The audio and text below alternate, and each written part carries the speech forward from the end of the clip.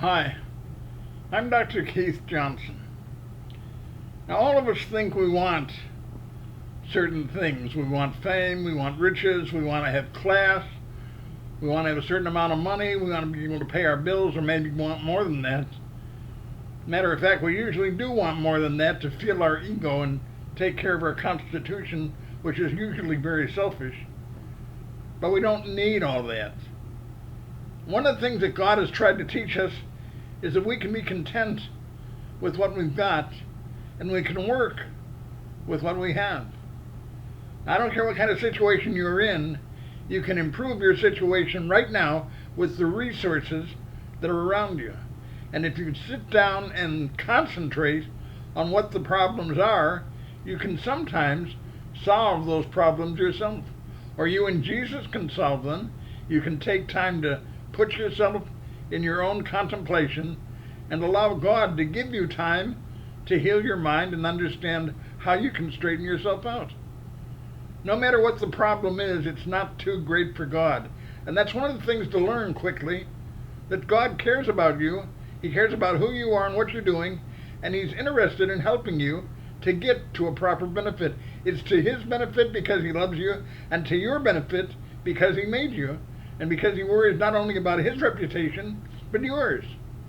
He has a great concern for who you are and how you feel. And you can change the life you're living and make it better, no matter what the circumstance, by coming to God and asking Him for guidance.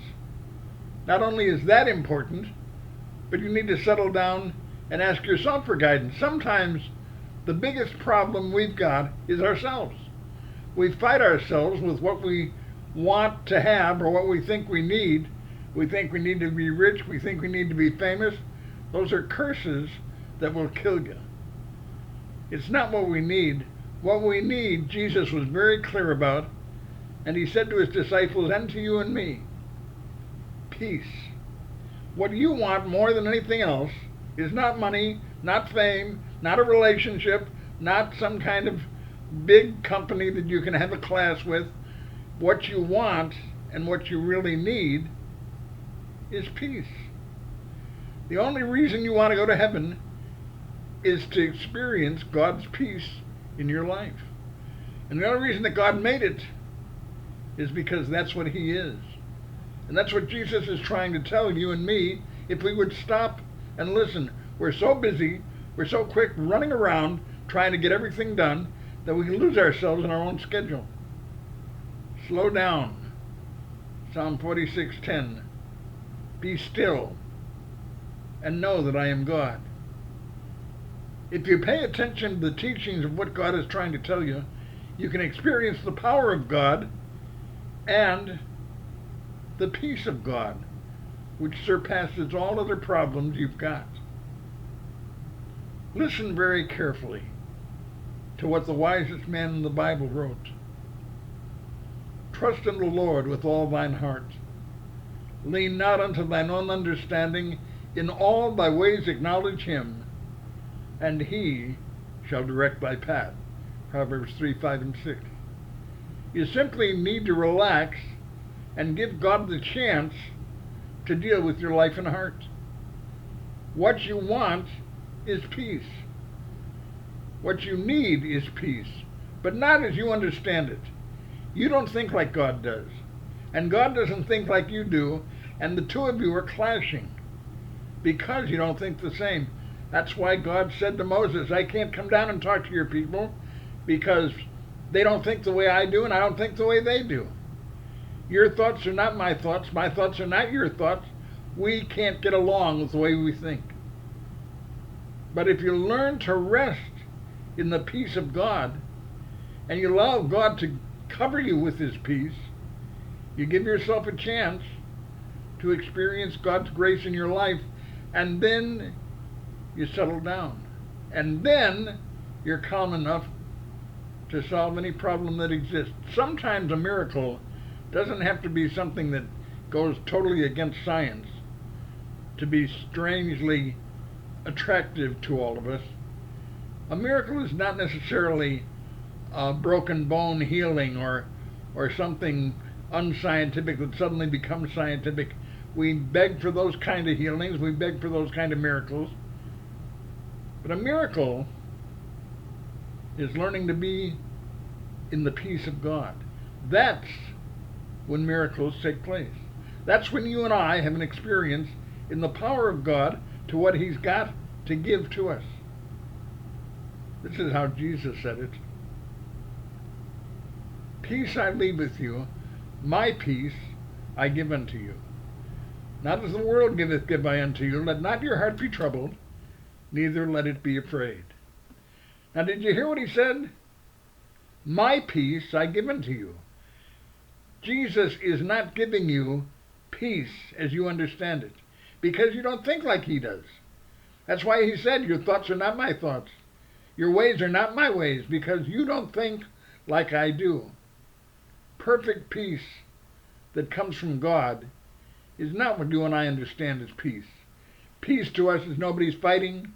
Everything seems to be all right. We're famous, or maybe we're not famous. Maybe we got lots of money. Maybe we're prosperous. Maybe we're doing okay. Peace is a lot of different things to a lot of different people. Relationship, we're looking for some kind of answers. Somehow we'll find the peace if we get the answers. It's not true.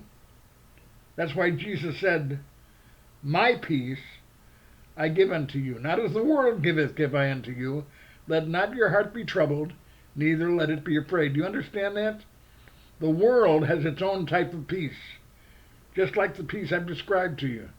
Make you famous, make you rich, make you busy in some kind of important corporate idea, or look for a big family, or have a relationship that works, or something like that. That's where you think peace is. Or you think peace is a nice car. And there is some kind of peace, at least in our understanding of how much money we've got in our pocket, or whether we can pay our bills. There's a lot of peace in that, but it's temporary, and it is not the peace of God. The peace of God is the part of His Spirit that enters your life that says, relax. You don't need these things, and you're too worried about stuff. That Jesus commanded us not to worry. He was very clear when He made it understood that we were not to worry or worry about the life ahead of us. Never worry under any circumstances, He said in Matthew 7:1. Never worry under any circumstance. Why? Because God was going to take care of you with His peace. So what is His peace that's so different from the peace of the world? Well, no fighting, no conflict, understanding each other, caring about each other, meeting each other's needs. Well, I try to do some of that well. You don't do it well. We don't do it well. The world is not helping the world get peace. In fact, the world is doing exactly the opposite in politics and religion, messing things up because we're trying too hard to make things work. We're not capable of making things work. We're capable of sinning against God because that's what we are. We break the rules of God, and the Bible makes it very clear. You break one 10th commandment, you've broken them all. You break every commandment and you're in trouble. We create that kind of world. We break that kind of world. We create an evil kind of world that exists. God gave us a perfect world. We chose to destroy it. And every time He's restored us, the ark, the fish, the understanding of trying to help us learn that we can't build the Tower of Babel, giving us the food that we need day after day, helping us to experience His supply, is His peace. Do you realize that God has a house waiting for you? Jesus said, in my Father's house are many mansions. If it were not so, I would have told you. I go to prepare a place for you. And if I come again and receive you unto myself, there I will be also. And where I'm going, you know, and the way you know. Isn't peace for you a happy house? A place you want to be, but you don't have to pay for? Something that belongs to you permanently? In heaven, that's what happens. You get the peace that passes all understanding. That's why Jesus said, trust in the Lord with all thine heart. Let God take care of it. Let God guide you. Let God direct you. How do you do that? You simply come to God in faith and say, I want you to take care of me. Is that a good idea? Well, Jesus thought it was. Seek first the kingdom of God and his righteousness, and everything you need will be given to you. He says that everything you need will be given to you. Now that's the peace of God. That's security that you can't match with any place else. Jesus wants to give you his peace. My peace I give unto you. Jesus wants to give you peace. He doesn't want to give you fame. He doesn't want to give you fortune. He doesn't want to give you anything that you think you need, like relationships or a better job or a better family or better clothes or who knows what. He knows you think about all those things, but he promises you, as much as he loves the little birds that he takes care of, he loves you more, and he will so much more take care of you. Let Jesus take care of you. Accept his peace. Just tell him, Lord, I've been looking too hard in the wrong place. I want your peace to come to me. I want you to forgive me my sin. I want you to let Jesus in my heart. I want him to make me what I should be. Let his peace take charge. Now that's the kind of peace you're looking for. And that's the kind of world that you want. What do you need out of this life? You need the peace of God. How do you get it? By faith. You just believe. You ask, Lord, give me your peace. Once you come to Christ and accept God's peace, you become taken care of, and you know that you're secure. You know you're where you need to be. Give him a chance to give you the peace you need. It's what you're looking for anyway.